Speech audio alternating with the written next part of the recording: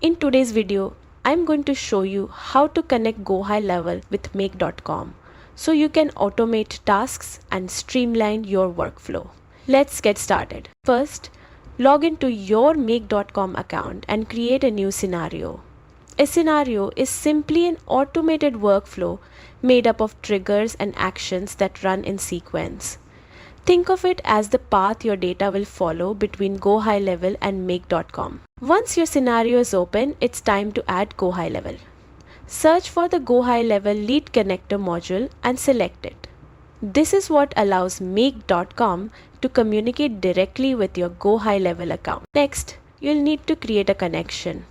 When prompted, you'll see two options, API key or OAuth. If you choose the API key method, simply copy your API key from your GoHighLevel account settings and paste it into Make.com. Treat this key like a password because it gives access to your account. If you prefer a more secure login style option, you can use OAuth instead. With this method, you simply log into your GoHighLevel account through a secure Make.com pop-up and approve the connection.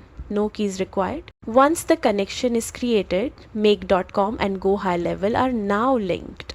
From here, you can start building automations like sending leads, syncing data, or triggering actions automatically in the background. And that's it.